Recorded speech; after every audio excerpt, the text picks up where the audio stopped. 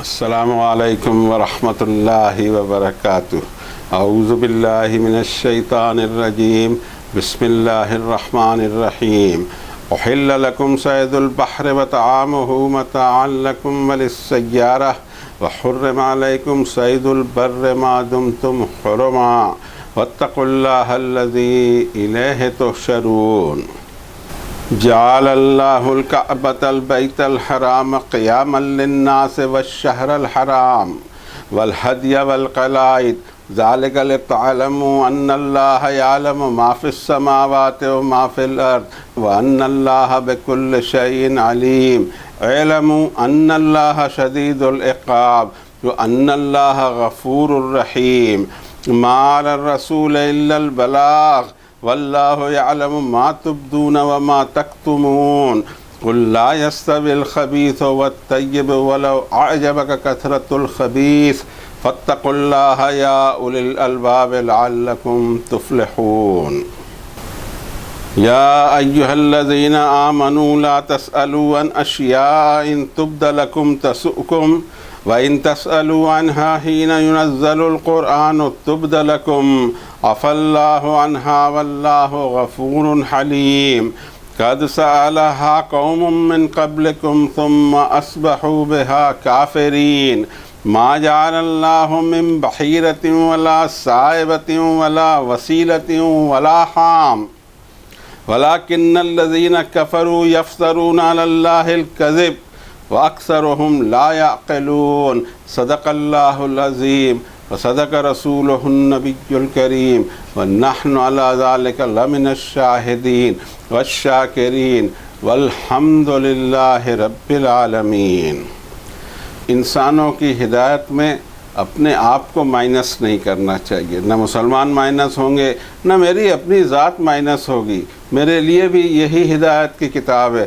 فرمایا رب تعالیٰ نے ہدایت کی اس آخری اور فائنل ریویلیشن میں، جسے القرآن کہا جاتا ہے، اسی کے چیپٹر 5 کی یہ صورتوں کی تلاوت کی توفیق اللہ نے اپنے ایک عاجز بندے کو عنایت فرمائی۔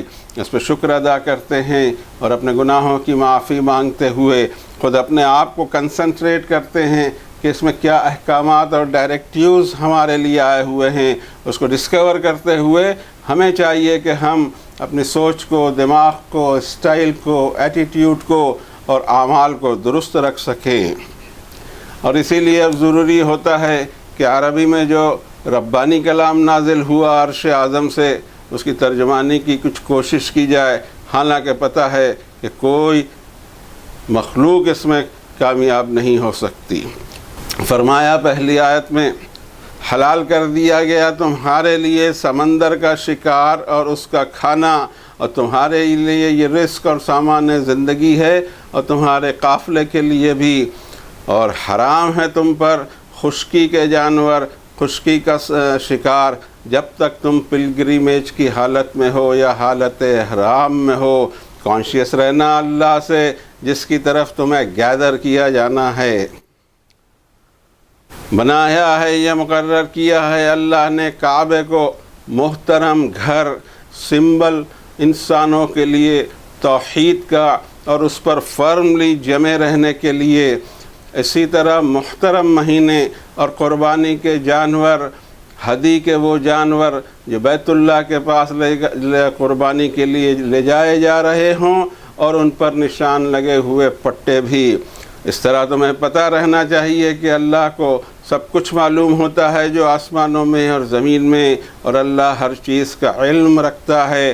اچھی طرح اپنے ذہن میں بٹھا لو کہ اللہ کی گرپ بھی بہت سخت ہوتی ہے، اور یہ کہ اللہ تعالیٰ غفور الرحیم۔ رسول صلی اللہ علیہ وسلم پر کھل کر پہنچا دینے کے علاوہ کوئی ذمہ داری نہیں، اور اللہ جانتا ہے جو تم اوپن میں کرتے ہو اور جو تم خفیہ طور سے کہتے ہو۔ نبی صلی اللہ علیہ وسلم، آپ اس انسانیت کو بتا دیجئے کہ کبھی بھی گندی اور بیہودہ چیز پاکیزہ اور طیب چیز کے برابر نہیں ہو سکتی۔ چاہے تجھے خبائث کی کثرت کتنا بھی اٹریکٹ کرتی ہو، اللہ سے کانشیس رہنا، اے عقل کا استعمال کرنے والے، اسی طرح تم فلاح پا سکو گے۔ اے لوگو جو ایمان لائے مت سوال کیا کرو بہت ساری چیزوں کے بارے میں کہ اگر بتا دیا جائے گا تو مشکل میں پڑو گے، اور اگر اس وقت تم نے سوال کیا جب قرآن نازل کیا جا رہا ہے تو تمہیں بتا دی جائیں گی۔ اللہ نے معاف کیا تمہاری اس حرکت کو، اور اللہ مغفرت والا اور حلم والا۔ اسی طرح تم سے پہلے کی قوموں نے بھی سوال در سوال اٹھائے تھے، لیکن فوراً ہی انکار کر گئے احکامات کا۔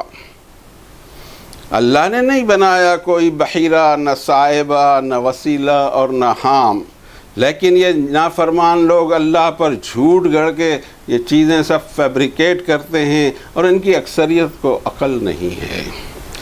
یہ کچھ تھا ترجمانی کے قریب ہونے کی کوشش، جس میں اللہ تعالیٰ نے وہ مضمون بیان فرمایا جو پچھلی آیت سے جڑا ہوا ہے، اور اس میں یہ بتایا گیا کہ حج کے سفر میں بھی تم کو نکلنا ہے تو تم کو جن جن ایریا سے، جن جنگلات سے، جن نیشنز سے گزرنا ہے اس کے ایکو بیلنس کو مینٹین کرنے کی ذمہ داری تم پر آتی ہے۔ اس کے جو آبادی ہے جنگل کی، جانوروں کی، اس کو ڈسٹرب کرنا تمہیں منع ہے۔ تمہارے لیے جو 8 جانور مقرر کر دیے ہیں، جس کو ہم ڈومیسٹک اینیمل کہہ سکتے ہیں، جس کا ہمارا صدیوں سے رشتہ ہے، اس کی ایک ایک چیز سے، اس کے دودھ سے لے کر کے اس کے چمڑے تک کے، یہ تمہارے لیے حلال ہیں، اور اس درجے کہ ساری دنیا میں کبھی اس کی کمی بھی واقع نہیں ہونے والی۔ پھر بھی اگر تم نے اپنے شوق کی خاطر یہ حرکت کی تو تمہیں یہ کفارہ بھی ادا کرنا ہوگا۔ اور اس کے علاوہ انٹرنیشنل ہمارا سفر ہے، انٹرنیشنل امن ہماری وجہ سے قائم رہنا چاہیے، ہمیں اس کی سب سے زیادہ ضرورت ہے، لیکن اس کا کبھی احساس نہیں رہا کہ ہم کر کیا رہے ہیں۔ دشمنیاں اتنی بڑھا دے رہے ہیں کہ وہ دین پر اثر انداز ہو جائیں، یہ بالکل نہیں ہونا چاہیے تھا۔ سیاست ہم پر دین کے مقابلے میں غالب آ گئی، ہماری ساری سوچ سیاسی ہو گئی۔ پتہ نہیں یہ کون سا دین ہے جو سیاسی دین بن کر رہ گیا۔ سیاست پر بھی بڑی محنت کی گئی، 100 سال ہو گئے ہیں، ٹوٹل سیاست ہماری فیل ہو گئی، لیکن ہم دوبارہ انہی چیزوں پر عمل کرنے کے لیے تیار ہیں۔ رب تعالیٰ فرماتے ہیں دوسری صورت یہ ہے کہ جب تمہارے سمندر کے سفر ہوں، اس سے یہاں سے یہ بات بھی ظاہر ہوتی ہے کہ 1400 سال پہلے جس نے یہ کتاب نازل فرمائی تھی اس کو پتہ تھا کہ یہ دین پھیلنے والا ہے اور مجھے اس کو پھیلانا ہے، اور یہ 7 سمندر پار تک جائے گا، اور دور دراز سے یہاں پر میں قافلے آئیں گے انسانیت کے، اور وہ قافلے یہاں آ کر اس چیز کو ڈسکور کریں گے جس کی نعمتیں اللہ تعالیٰ نے اس علاقے میں بھر دی ہیں۔ وہ کون سا علاقہ ہے اور کیا ہے اس پر ہم دیکھیں گے۔ آیت کا ترجمہ پورا کر دیں۔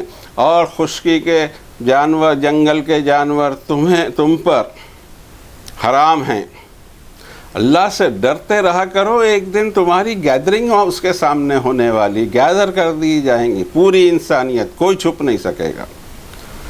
دوسری آیت میں فرمایا جعل اللہ الکعبۃ البیت الحرام قیاما للناس والشہر الحرام والہدی والقلائد ذلک لتعلموا ان اللہ یعلم ما فی السماوات وما فی الارض وان اللہ بکل شیء علیم۔ اللہ نے مقرر کر دیا کعبے کی اس اسکوائر عمارت کو، اور اس کو اللہ نے اپنا محترم گھر قرار دیا انسانوں کے بندوبست، اسٹینڈنگ اسٹیبلشمنٹس کے لیے کہ وہ فرملی اسٹینڈ ہوں آن دی وننس آف آل مائٹی، توحید پر فرملی وہ اسٹینڈ کریں، اور اس کے ساتھ ساتھ اس کو محترم بنایا۔ سرٹن چیزیں جو نارمل حالات میں بین نہیں ہوا کرتی، یہاں آنے والے کے لیے وہ بین لگے گا، اس کے بغیر اس ٹیریٹری میں اس کا داخل ہونا منع ہے۔ فرمائے اس کو منع کر دیا اللہ نے کہ جب اللہ کا خوف نہیں، اللہ کی توحید پاس میں نہیں، چلے کیوں آتے ہیں؟ اس طرف کوئی دھیان نہیں دیتا کہ شرک کی کوئی آئٹم وہاں نہیں دکھائی دے گی، نہ ڈھولک ہے، نہ ناچ ہے، نہ گانے ہیں، نہ ہار ہے، نہ پھول ہے، اور نہ اگربتیاں ہیں، کوئی ایسی شے آپ کو نہیں ملے گی، اور دنیا میں یہ ایک مقام ہمیشہ سے رہے گا۔ جتنے مشرکانہ آستانے ہیں اور جہاں جہاں شرک ہوتا ہے، لازماً جن چیزوں کو ہم نے گنایا وہ موجود ہی ہوتی ہیں وہاں۔ جب تک کہ اس میں گلیمر نہیں پیدا کریں گے وہ چل سکے گی نہیں، شرک چل نہیں پائے گا۔ لیکن یہاں دیکھیے کہ سارا گلیمر ڈاؤن ٹو ارتھ ہے، گلیمر اس درجے ڈاؤن ٹو ارتھ کر دیا کہ سادے کفن جیسے کپڑے میں آنے دوں گا میرے سامنے، ناٹک میرے پاس نہیں چلیں گے۔ یہ کوئی عبادت نہیں ہے کہ اس میں انجوائمنٹ اور انٹرٹینمنٹ ڈال دیا جائے، میوزک ڈال دیا جائے، گانے ڈال دیے جائیں، یہ کوئی عبادت ہے؟ یہ تو صرف انٹرٹینمنٹ کا سامان ہے، اور انسان اپنے آپ کو دھوکہ دیتا ہے۔ ایک ایسی جگہ اس دنیا میں ہوگی جو امن کی ضمانت دے، انسانیت کے بندوبست کو اس اسٹریٹ لائن پر قائم رکھے جو اللہ کی توحید والی جگہ ہے، اور اس کو رب تعالیٰ نے اسی جگہ کو سب سے پہلے اس دنیا میں مقرر کیا۔ ہم پتہ نہیں قبلہ اول کس کو کہتے ہیں۔ قبلہ اول پہلے دن سے بیت اللہ جو مکے میں تھا اسی کو اللہ تعالیٰ نے مقرر کیا۔ یہ بیچ کا جو قبلہ ہے بیت المقدس وہ بنی اسرائیل کا قبلہ تھا، اور جب تک قبلے کی آیت نہیں اتری تھی رسول کریم صلی اللہ علیہ وسلم نے اس رخ پر نماز پڑھی۔ لیکن اس دنیا کے لیے اول قبلہ بیت اللہ مکہ ہی ہے۔ اور یہ میں کیسے کہہ سکتا ہوں، میری جرت ہو سکتی کہ اس طرح کی میں باتیں کروں؟ اور جب بھی کوئی بات کہی جائے تو آپ کو پوچھنے کا پورا حق ہے کہ کتاب اللہ سے بات کرو۔ یہ کون سا اسلام ہے جو کتاب اللہ کنفرم نہ کرے وہ اسلام لے کر چلتے ہو؟ جی اس کا جواب ہے، رب تعالیٰ فرماتے ہیں 3 نمبر کی سورت آل عمران کی 96 نمبر کی آیت میں، ان اول بیت وضع للناس للذی ببکۃ مبارکا وہدی للعالمین۔ اس دنیا میں جو پہلا گھر مقرر کیا گیا انسانوں کے لیے وہ مکے میں ہے، برکتوں سے بھرا اور سارے جہانوں کی ڈائریکشن کے لیے۔ حضرت نوح کے زمانے میں جو تاریخ ہم کو کہتی، حضرت نوح سے حضرت آدم تک کے قرآن شریف میں ایک بھی آیت نہیں ہے۔ باقی جتنے شریف ہیں ان کے پاس کہاں سے انفارمیشن آئی گاڈ نوز، لیکن کتاب اللہ نے اس پورے پیریڈ کا کوئی ذکر نہیں کیا۔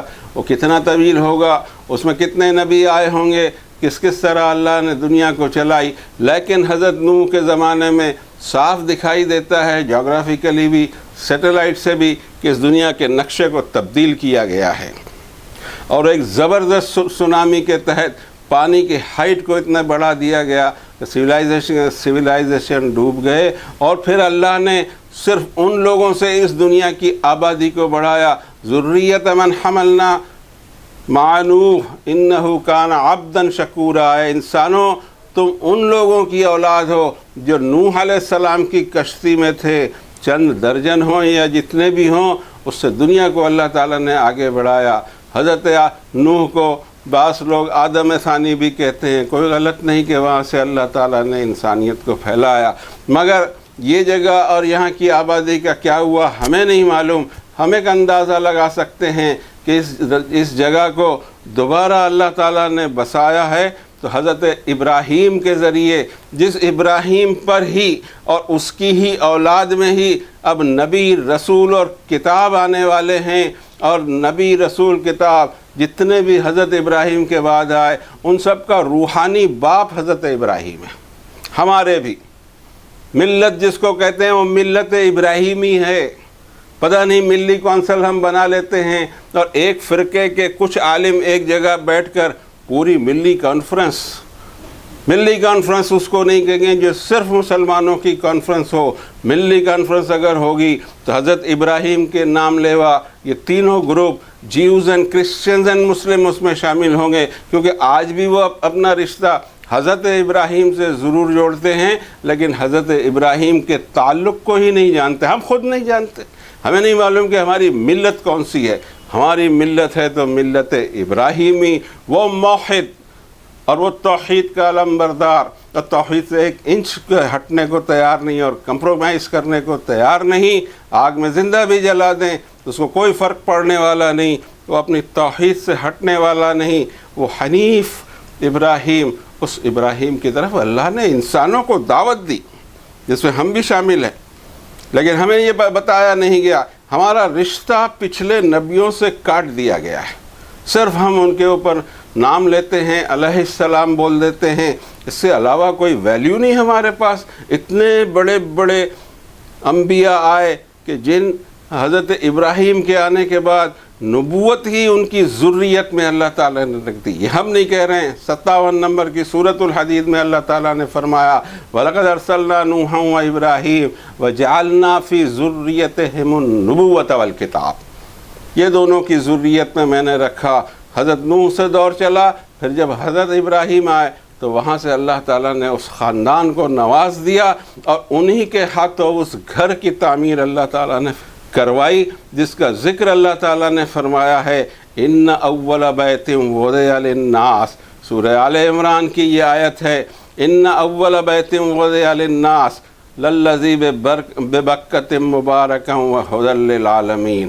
اس کے علاوہ جب حضرت ابراہیم علیہ السلام کو یہ بتایا گیا کہ اس گھر کی تعمیر کہاں کرنا ہے اور کس طرح تعمیر ہوئی، اس کا ذکر بھی قرآن شریف میں موجود ہے۔ اصل میں ہمارا پورا دین قرآن سے ہٹ کر تیار ہو گیا ہے، جس میں ہمیں فنڈامنٹل باتیں ہی نہیں معلوم، جو اتنی امپورٹنٹ باتیں ہیں۔ جو شخص قرآن شریف سے رشتہ جوڑ کے رکھے گا روزانہ کا، اس کو دین اسلام پتہ ہوگا، دوسروں کو تو دین اسلام بھی پتہ نہیں ہوگا، لیکن اسی کو اسلام کے سمجھتے ہوئے مار اس پہ اور محنتیں ہوتی رہی ہوں گی، اور رزلٹ از بگ زیرو۔ فرمایا رب تعالیٰ نے وَإِذْ بَوَّأْنَا لِإِبْرَاهِيمَ مَكَانَ الْبَيْتِ أَلَّا تُشْرِكْ بِي شَيْئًا وَطَهِّرْ بَيْتِيَ لِلطَّائِفِينَ وَالْقَائِمِينَ وَرُكَّعِ السُّجُودِ۔ حضرت ابراہیم کو ہم نے لے آؤٹ بتایا اس جگہ کا، مکان البیت، اس کی چار دیواری کا کہ کس سائز کا ہو اور کہاں ہو، اس کو حضرت ابراہیم کو بتایا گیا کہ اور شرط ایک ہے ابراہیم، یاد رکھنا میرے ساتھ کسی کو ایسوسیٹ نہیں کرنا، تو میرے گھر کا پتہ بتاتا ہوں ورنہ گھر کا پتہ بھی نہیں بتاؤں گا، اور دوسرا کام تمہیں یہ کرنا ہے کہ یہاں ایک ایسی سیٹنگ ہونی چاہیے کہ یہ گھر ساری گندگی سے پاک ہو، طواف کرنے والوں کے لیے، قیام کرنے والوں کے لیے، رکوع کرنے والوں کے لیے، سجدہ کرنے والوں کے لیے خالص توحید ملے، کوئی چیز اس کے سامنے نہ ہو، ایک رب کی ذات ہو جس کو اس نے کبھی دیکھا نہیں، دیکھ بھی نہیں سکے گا، لیکن اس کی قدرتوں کو روز دیکھتا ہے اور اسی پر اس کو پہچاننا ہے، اور اس اندیکھے انسین گاڈ کی عبادت کرنی ہے۔ اور حضرت ابراہیم سے لے کر آج تک اللہ تعالیٰ نے اس کو محفوظ رکھا ہے شرک کی گندگی سے۔ بیچ کا ایک چھوٹا سا دور آتا ہے، دیکھیے شاعروں اور قوالوں کا دین نہیں ہے، یہ قوالی سے سمجھ میں نہیں آ سکتا ہے کہ دین کیا ہے۔ دراصل جو ہسٹوریکل حقیقت یہ ہے کہ رسول کریم صلی اللہ علیہ وسلم جس زمانے میں، جس صدی میں پیدا ہوئے، اس صدی میں کچھ عرصے کے لیے وہاں بت امپورٹ کیے گئے۔ ایک عبد مناف نامی شخص تھے، بڑے وہ ٹور کے قائل تھے، ادھر سے ادھر ٹور پہ جب جاتے تھے تو دیکھتے تھے کہ کیا ہو رہا ہے، لوگوں کے دوسرے مٹھوں میں، عبادت گاہوں میں گلیمر ہے، ڈانس ہے، یہ ہے، وہ ہے، بت ہے، خوبصورت بت ہوں یا جیسے بھی ہوں، لیکن انہوں نے اس کو، وہ چیز ان کو اتنی اٹریکٹ کر گئی کہ ایک بت امپورٹ کر کے کعبے میں رکھا۔ جب آپ نے ایک بت رکھا ہے تو میں بھی ایک رکھوں گا۔ اب وہ دروازہ کھلا، اور پھر یہ بتوں کی پرستش ہونے کے بعد ایک دور ایسا آیا کہ ابراہہ کو اللہ تعالیٰ نے بھیجا وہاں، اور بھیج کر اس کو فنا کر کے بھی بتایا، وہ کچھ بگاڑ نہیں سکا کعبہ کو۔ اور پھر اسی ملعون ابراہہ کے لشکر کو تباہ کرنے کے بعد میں 10 سال تک کے وہ اس معجزے کو دیکھ کر، اور مکے والوں نے توبہ کی بتوں کی عبادت سے اور ان کو پردے لگا دیے، لیکن پھر ان کو جاگا۔ یہ انسانیت کا قلب بڑا چنچل ہے، معلوم نہیں کیوں بار بار توحید کے راستے سے اس کو ہٹا دیتا ہے، اور ایک وائرس اس کے اندر میں داخل ہو جاتا ہے جو سسٹم کو تباہ کرتا ہے، اور اس کو پتہ بھی نہیں ہوتا کہ وائرس کس بہانے میرے ایمان میں داخل ہو گیا ہے۔ پورے ایمان کو وہ گھن کی طرح چاٹ جاتا ہے۔ یہی حالت ان کی ہوئی، 10 سال بعد پھر یہ حرکتیں شروع کی، اور رسول کریم صلی اللہ علیہ وسلم کی ولادت باسعادت ہو چکی تھی، اور پھر آپ 40 سال کے ہوئے تب نبوت عطا فرمائی، اور جب آپ کی عمر مکہ اور مدینے میں گزار کر 61 سال کے قریب پہنچی، اس وقت اللہ تعالیٰ نے کعبے کے وہ رہنے والے جو عبادت کرتے تھے بتوں کی، انہی کے ہاتھوں کعبے کو پاک کر دیا۔ کوئی ضرورت نہیں پڑی کسی کو کچھ کرنے کی، وہاں مشرک بچا ہی نہیں۔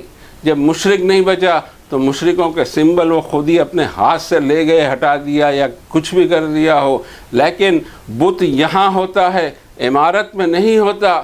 یہاں بت ہوتا ہے یا یہاں بت ہوتا ہے، اور یہ دو طرح کے جو بت ہیں وہ انسان کو ایک لمبی ڈگر پر چلا دیتے ہیں۔ ضرورت اس بات کی ہے کہ یہ دو بتوں کو توڑا جائے، ایک انسان کے کافی ہو جائے گا یہ باقی تمام بتوں کے ٹوٹنے کے لیے۔ فرمایا رب تعالیٰ نے کہ سب سے پہلا گھر تھا انسانوں کے لیے ہم نے مقرر کیا، اور اس کی شرط یہ تھی کہ شرک نہیں کرنا۔ اور پھر حضرت ابراہیم سے کہا وَأَذِّن فِي النَّاسِ بِالْحَجِّ يَأْتُوكَ رِجَالًا وَعَلَى كُلِّ ضَامِرٍ يَأْتِينَ مِنْ كُلِّ فَجٍّ عَمِيقٍ لِيَشْهَدُوا مَنَافِعَ لَهُمْ وَيَذْكُرُوا اسْمَ اللَّهِ فِي أَيَّامٍ مَّعْلُومَاتٍ عَلَىٰ مَا رَزَقَهُم مِّن بَهِيمَةِ الْأَنْعَامِ۔ اذان لگا دے انسانوں کے لیے، حج کی اذان لگا لے۔ اور آدمی کتنے ہیں؟ 3، ایک ہسبینڈ، ایک وائف، ایک چھوٹا سا بچہ حضرت اسماعیل گود میں ہیں، اور اللہ تعالیٰ کا حکم ہے کہ تم اذان لگا دو پہاڑی پہ چڑھ کر۔ میرا کام یہ ہے کہ قیامت تک جو انسان پیدا ہوں گے یہ اذان ان کے کان میں پہنچا کر ان کو میں لے آؤں گا یہاں، چاہے مریل اونٹنیوں پہ بیٹھے ہوں، چاہے مصیبتیں برداشت کر رہے ہوں، پیدل آ رہے ہوں یا سواریوں سے آ رہے ہوں، ہر سال یہاں فلاں فلاں تاریخ کو جمع ہوں گے۔ اور ذوق اور شوق سے، اور حضرت ابراہیم کے زمانے سے حج چل رہا ہے، رسول کریم صلی اللہ علیہ وسلم نے اس کو سسٹم آف حضرت ابراہیم سیٹ کیا، لیکن حج تو پہلے سے چلا آ رہا ہے 5000 سال سے۔ تو رب تعالیٰ نے فرمایا اذان تم لگا دو، میں انسانوں کو یہاں کشا یہاں بھیجوں گا۔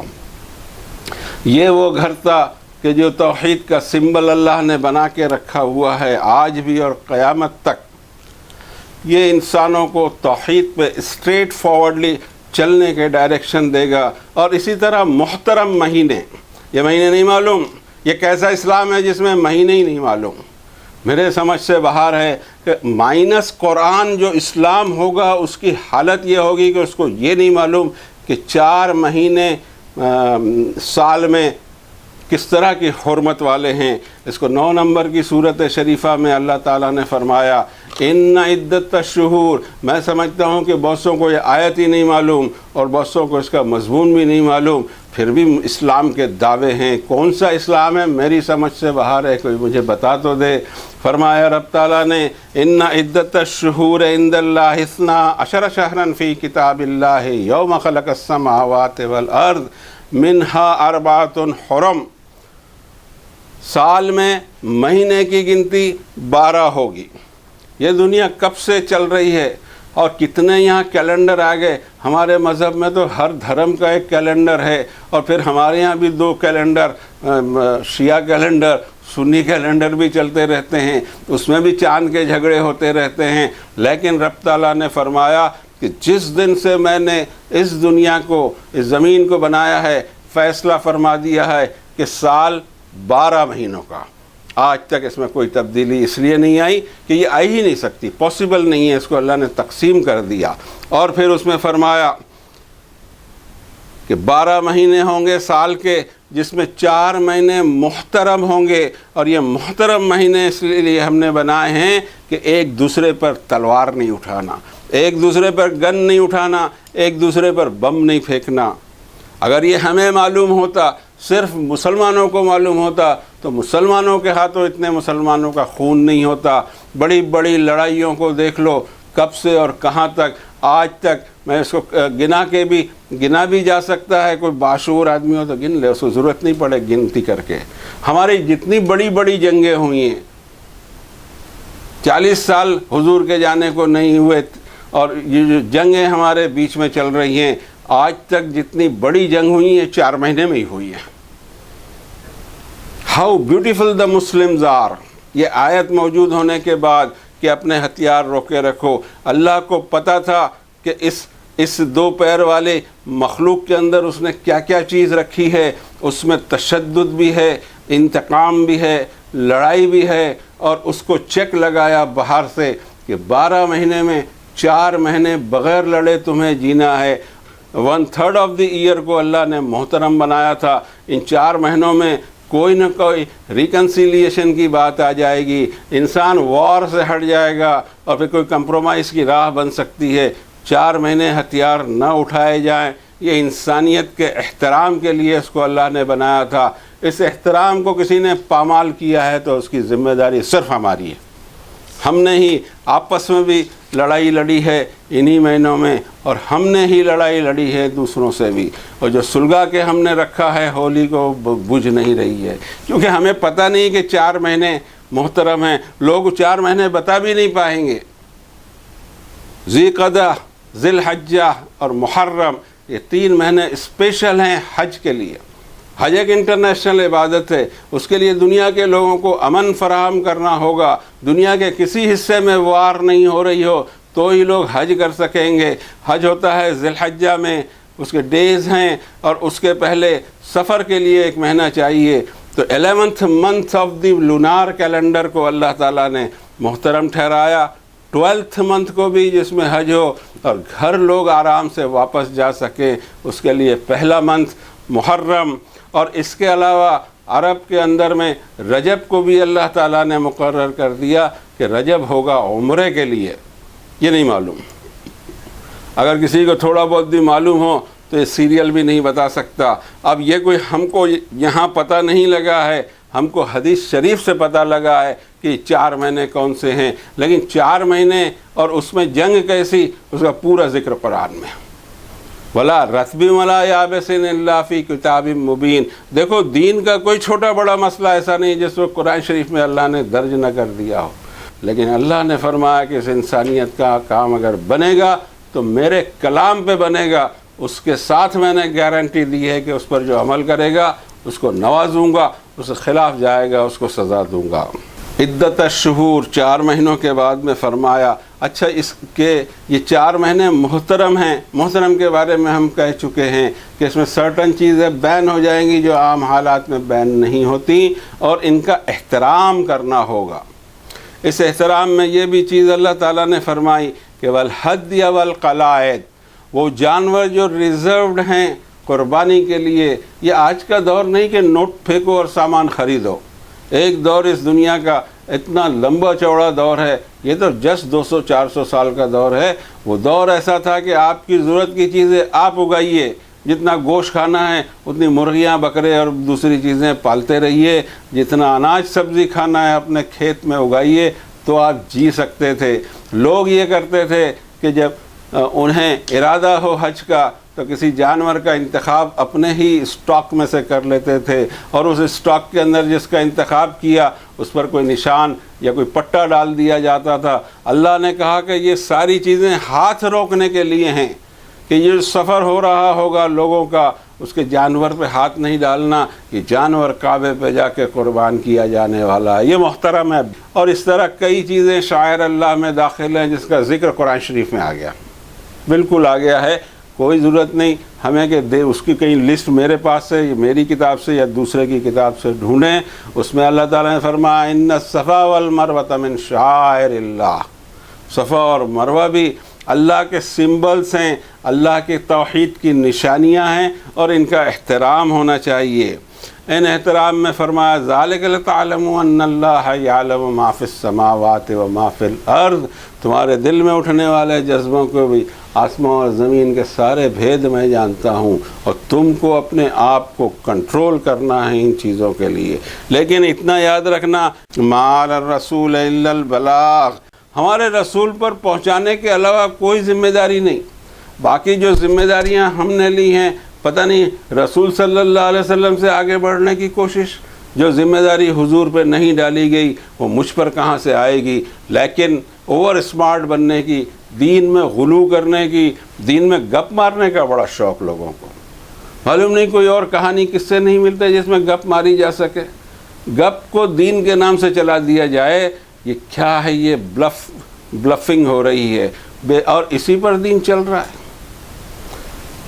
فرمایا رب تعالیٰ نے کہ قُلْ لَا يَسْتَوِي الْخَبِيثُ وَالطَّيِّبُ وَلَوْ أَعْجَبَكَ كَثْرَةُ الْخَبِيثِ۔ نیگیٹیوز کتنے بھی کثیر ہوں اور کتنے بھی ایٹریکٹیو ہوں، لیکن وہ تمہیں اٹریکشن میں نہیں ڈالے طیب اور پاکیزہ چیزوں کے مقابلے میں۔ پاکیزہ چیز تعداد میں کم ہو، کوانٹٹی میں کم ہو، لیکن اس میں ڈالی ہوئی برکتیں اتنی ہوگی کہ تمہیں ضرورت نہیں پڑے گی حرام اور خبیث چیزوں کی طرف آنکھ اٹھانے کی۔ لیکن انسان کا معاملہ یہ ہے کہ وہ تعداد سے اٹریکٹ ہو جاتا ہے۔ تعداد اس دنیا میں ہمیشہ سے نافرمانوں کی ہی زیادہ رہی۔ یہ دنیا میں کبھی اسلام اس طریقے سے پھیلا نہیں جس کے سپنے ہم دیکھ رہے ہیں۔ رب تعالیٰ نے فرما دیا کہ وَلَا يَزَالُونَ مُخْتَلِفِينَ، یہ انسانیت اختلاف کر کے ہی رہے گی، اور فرمایا کہ وَلَوْ حَرَصْتَ بِمُؤْمِنِينَ، انسانوں کی اکثریت ایمان نہیں لانے والی، اے نبی آپ کتنی بھی کوشش کر لیں۔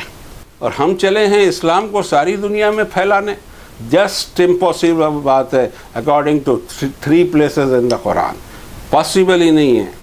انسانوں کی اکثریت ایمان کو قبول کرنے والی نہیں۔ اس ٹیسٹ میں بری طریقے سے فیل ہو گئے ہیں کہ جہنم کو ہاؤس فل کر ڈالیں گے۔ فرمایا رب تعالیٰ نے کہ جب ہم پوچھیں گے جہنم کو حل امتلأت وتکون حل من مزید، فل ہو جائے، ہاؤس فل۔ اور کتنے جا رہے ہوں گے، جس میں قرآن شریف نے تبصرہ کیا، اللہ نے فرمایا افسوس بندو تم پر، یہ کیا کر ڈالے تم کو تو جنت کے لیے پیدا کیا تھا، جنت میں رکھا بھی تھا کہ یہاں کا ٹیسٹ اور یہاں کا مزہ لے لو تاکہ یہاں آنے کی خواہش تمہاری باقی رہے۔ یہ کون سا روڈ پکڑ لیا؟ اور یہ روڈ ہم نے پکڑا ہے اللہ کی کتاب کو چھوڑ کر۔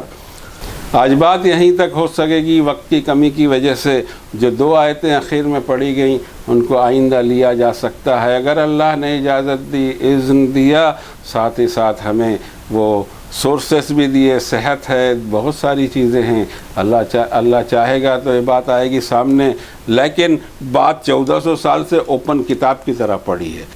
یہ تو ضرورت اس لیے پیش آ گئی ہے کہ ہم قرآن شریف سے میلوں دور نکل گئے ہیں۔ اگر اتنی دوریاں نہیں ہوتی تو اس کی ضرورت ہی نہیں تھی۔ ہر شخص اتنا ہی قرآن شریف سمجھتا جتنے کہ ہم ہیں یا دوسرے ہیں، اس میں کیا رکھا ہوا ہے، اور ہم بھی کیا سمجھ رہے ہیں۔ لا علم لنا الا ما علمتنا انک انت العلیم الحکیم۔ اللہ ہمارے پاس کہاں علم ہے؟ علم تو جو آپ ہم کو دیں وہی ہمارے کام آئے گا۔ اور آپ خود کہتے ہیں کہ میں علم القرآن ہوں۔ قرآن کی تعلیم صرف ایک جگہ ہو سکے گی، کسی ادارے کسی اسکول میں نہیں ہو سکے گی۔ الرحمن علم القرآن، قرآن کا معلم میں خود اللہ تعالیٰ ہیں، اور اس کے لیے کسی ڈگری کی ضرورت نہیں ہے، کسی کو علم قرآن دے دیا۔ کہ ہم اپنے لیے نہیں کہہ رہے ہیں، بلکہ ہم یہ کہہ رہے ہیں کہ سوچ کو سدھاریے۔ اداروں میں قرآن شریف بڑے پڑھایا جا رہا ہو، لیکن معلم قرآن صرف ایک ہی ذات ہے، رب تعالیٰ کی۔ ہم اسی کی طرف رجوع ہوتے ہیں، اپنا سر جھکاتے ہیں، اپنی روح سے سجدہ کرتے ہیں اس کو، اور ایمان رکھتے ہیں اس پر، اور اپنے گناہوں کی معافی مانگتے ہیں، اور توحید کے لیے دعا کرتے ہیں۔ ابراہیم والی توحید، ابراہیم حنیف والی توحید ہم میں کسی درجے اتنی باقی رہے کہ ہماری بخشش ہو جائے۔ وصلی اللہ علی النبی۔